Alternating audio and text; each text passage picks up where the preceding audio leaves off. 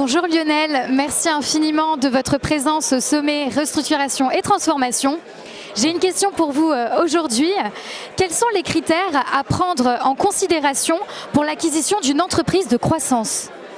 Alors, mon côté ancien opérationnel, ayant été DAF pendant 30 ans et accompagnant aujourd'hui en tant qu'associé chez Valtus pas mal de sociétés dans des phases notamment d'acquisition, d'intégration, au-delà des aspects de chiffres, de finances, de due deal et compagnie, me ramène à chaque fois vers les plans opérationnels et vers les plans stratégiques, c'est-à-dire au-delà des aspects est-ce une bonne affaire, une mauvaise affaire, les multiples, les chiffres, le cash, les bidas, c'est surtout qu'est-ce qu'on va faire de la société, quels sont les éléments, les drivers, les synergies qu'on va pouvoir appliquer, comment est-ce qu'on va pouvoir intégrer la cible au sein de l'ensemble de l'acheteur, avec tout un tas d'éléments qui sont aussi bien des aspects de capital humain, parce qu'effectivement, on sait tous qu'une acquisition dans laquelle la cible voit partir une bonne partie de ses effectifs, c'est une acquisition qui se fait en pure perte.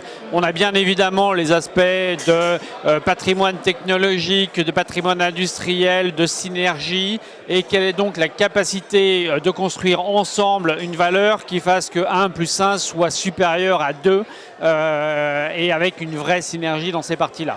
Et synergie, quand je parle de synergie, qui ne soit pas qu'une histoire de synergie de coût, parce que celle-là est entre guillemets relativement facile à jouer, c'est-à-dire la mise en place de back-office commun, de moyens communs, etc.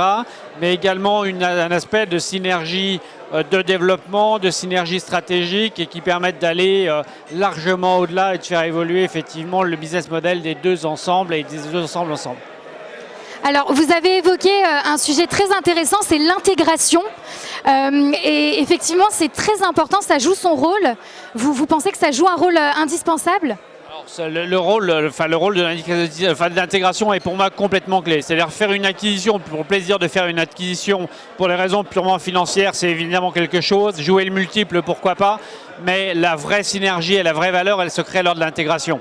C'est-à-dire dans le fait de rapprocher les deux entreprises, le fait de, par exemple, on a eu le cas d'accompagner il y a peu une société dans laquelle... Les salariés aussi, les accompagner. Les salariés, effectivement, mais on a accompagné une société qui venait de faire l'acquisition de 3 petites sociétés dans des formats de cultures différents, d'environnements différents, de conventions collectives, etc. qu'on verra, et dans un environnement sur lequel il est très dur de retenir les collaborateurs, de les recruter et de les former.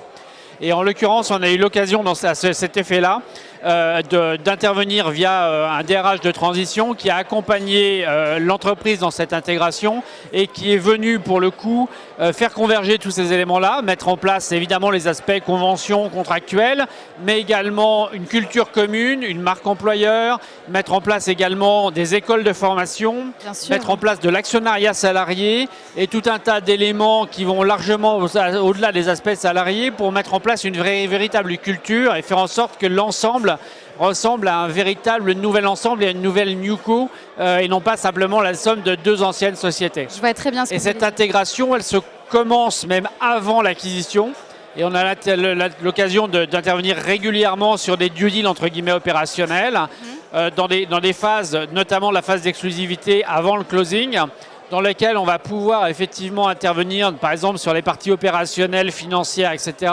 sur la définition de la feuille de route, avec les zones de risque, les zones d'upside, etc. Et on va définir le plan d'action qui va nous permettre derrière, une fois le closing effectué, d'aller chercher ces synergies de façon très rapide, mettre en place le CSP, mettre en place la convergence de culture, mettre en place par exemple la logique de développement également avec les nouveaux marchés, la convergence, faire en sorte qu'il n'y ait pas de zone d'overlap. Et cette zone d'intégration qui doit se préparer très très tôt, elle est pour moi complètement clé.